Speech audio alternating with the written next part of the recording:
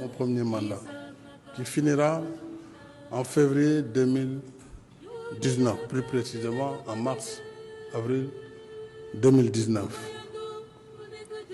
Nous avons, il y a un an, engagé une réforme majeure de la Constitution par voie référendaire. Justement, c'était pour arrêter le débat. Parce que nous avions une majorité totalement qualifiée au Parlement. Mais nous avions choisi de consulter directement le peuple sur une réforme très sérieuse, très constructive, très consolidante de la Constitution pour régler principalement la question de la durée et du nombre de mandats du président de la République ainsi que du mode d'élection. Cette question a été définitivement fixée dans cette Constitution. D'ailleurs, en 2016, ce dont il était question, c'était moins le nombre de mandats que la durée.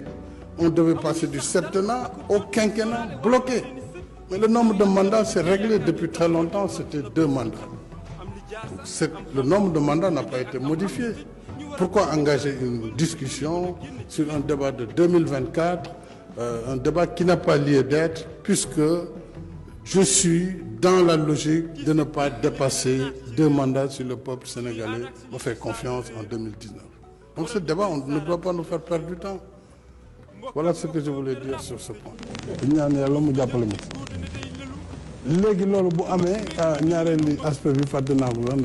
Deuxième et dernier mandat. Oui, c'est clair que la Constitution, bi man maa ko bindu. Bi ñu ramener le mandat de 7 à 5 ans, le mandat est de 5 ans renouvelable une fois. C'était pour tuer ce débat, mais comme le débat persiste, toutefois, nul ne peut faire plus de 2 mandats consécutifs. Si je suis réélu, ça veut dire que je fais un mandat. Donc, si je j'ai fait mon second mandat de 5 ans. Il n'y a que 7 plus 5. Il faudra partir. C'est ça l'option fondamentale. Bien sûr. Bien sûr. C'est ça la Constitution que je propose. Donc, la Constitution du Sénégal est très claire sur la question et ne laisse place à aucune interprétation. L'article 27 de la Constitution dit que le président de la République est élu pour un mandat de 5 ans renouvelable une fois. Nul ne peut exercer plus de 2 mandats consécutifs. Je vais répéter la phrase. Nul ne peut exercer plus de 2 mandats consécutifs. Je vais répéter la phrase une 3e fois. Nul ne peut exercer plus de 2 mandats consécutifs. Est-ce qu'il y a place à interpréter? Et sur les standards des démocraties modernes. Sur les standards des démocraties modernes. C'est 5 ans. Pour nous, nous avons 5 ans, surtout pour les 5 ans, nous avons un mandat, 10 ans. 10 ans. Madame, nit mënatul toogati fii Sénégal lu ëpp 10 ans. Bu aaye ba aay day def 10 ans. 10 ans dem yoonam. Waaw. Léegi foofu nag la coow li nekk. Mandat Macky Sall bu 7 ans bii bokk na seen décompte am déet. Mandat wu président Macky Sall bu 7 ans bi. Bu 7 ans bokk na ci décompte bi. Kon ça veut dire que Macky Sall amul beneen droit lu dul beneen mandat. amul beneen droit bu dul respecter li nga xam ne moom la constitution bi wax. Constitution bi dafa ne nul ne peut exercer plus de 2 mandats. Biba, xam nga la mooy différence bi autant c'est avec le président Wade amutoon limitation mais autant président Macky Sall bi muy ñëw fekk na Abdoulaye Wade dugaloon limitation. Donc moom ba muy def prestation de serment en 2012 xam na déjà que mandat bi mu toog yoon benn yoon la ko may mu renouveler. Le mandat du président est renouvelable une fois. donte conseil constitutionnel wax na li mu wax. dégg rek le mandat la wax dama ne conseil dafa wax ko mënoo ko wàññi ci limitation waaye conseil waxut ci que ne mandat bi duñ ko renouveler.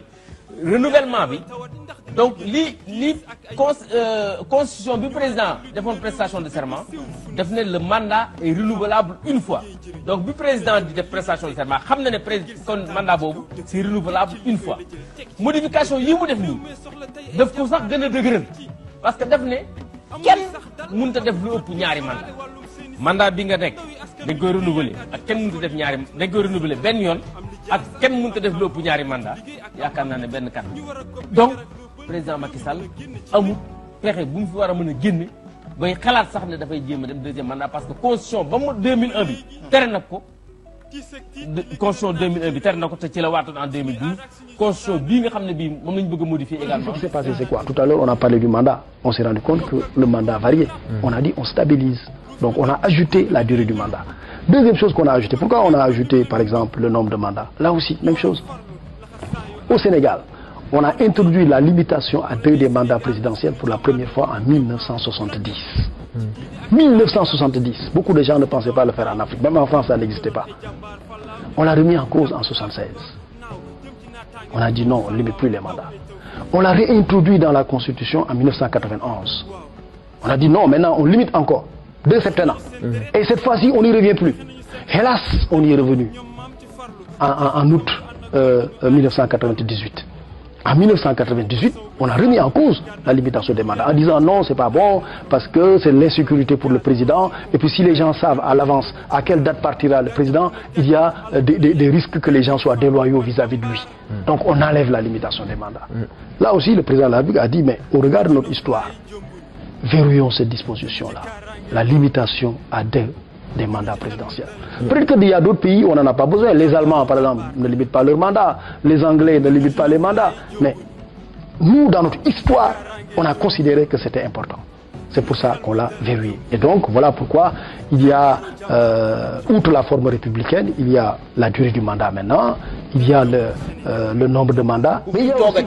ñaar mandat bay ñëw juróomi at dong la mën a nekk bii mu def nekk juróom-ñaar bu njëkk bi ndax mënu koo wàññi ca la bokk ci ñaari mandat yi ñu wax ko mu leer amul ñett amul ñeent amul ñaar ak genn wàll amul may ma ñetti at ma terminer samay chantier wala loolu amul loolu moom amu fi amatul loolu moom amu fi amatul dem ba ca biir may ma at ma terminer jumaa ji ma doon def fii loolu amul ku def fukki at dem loolu daal la fi at yéene bi nga xam ni mooy gàttal mandat bi yóbbu ko juróom-ñaar indi ko juróomi at te kenn dootu ko laal mi ngi ci biir donc amul 3e mandat amul dara ndaxte ca wàññi ba ñuy wàññi pour xam ndax ñaari mandat yi am na bii muy def nii ci la bokk donc loolu dama bëgg Sénégalais yi dégg ko bu baax amul risque 3e mandat wàññi bi bii bokk na ci ñaareel ba muy diir mooy makk bu mujj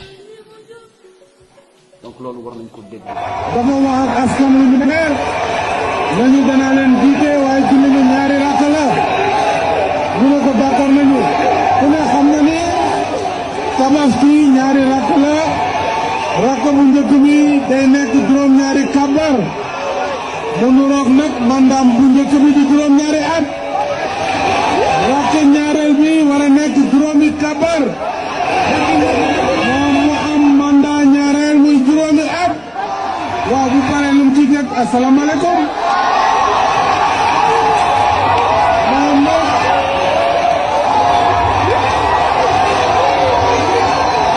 waaw ma ne léegi moom nee na du sëlmal nee nañu